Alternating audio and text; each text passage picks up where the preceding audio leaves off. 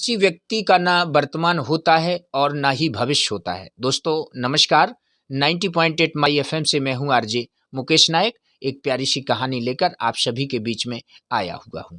राज दरबार में एक व्यक्ति आया। उसने राजा से प्रार्थना की, महाराज मैं बहुत ही गरीब हूं, कृपया मुझे कुछ सोने के सिक्के दीजिए। राजा ने पूछा, तुम कोई काम क्यों नहीं करते? वह आदमी बोला, मुझे कोई काम करने का अवसर ही नहीं देता है, सभी लोग मुझे आलसी कहते हैं। राजा ने कहा, ठीक है, खजाने से तुम जितना सोना ले जाना चाहते हो ले जाना, लेकिन याद रखना सूर्य अस्त ना हो पाए, इसलिए तुम समय पर आ जाना। वह व्यक्ति बड़ा खुश हुआ, घर गया और सुबह उसने नाश्ता किया और वह खजाने की ओर चल दिया। रास्ते में उसे एक छायादार घना वृक्ष मिला। उस घने वृक्ष की छाया में वह सो गया। कुछ देर बाद वह जागा तो उसे खजाने की याद आई। वह खजाने की ओर पुनः चल दिया।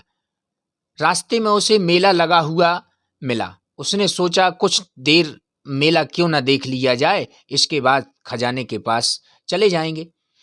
थोड़ी देर बाद सूर्य डूबने ही वाला था तो उसने राजा की चेतावनी को याद किया। वह भागकर खजाने की ओर भागा, लेकिन सूर्य अस्त हो चुका था।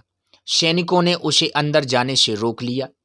उन्होंने कहा, तुमने देर करके अमीर बनने का एक बढ़िया सा मौका खो दिया। वह आदमी अपने घर की ओर लौट गया और वह पछताने लगा। उसने तय किया कि वह जीवन में कभी भी आलस नहीं करेगा।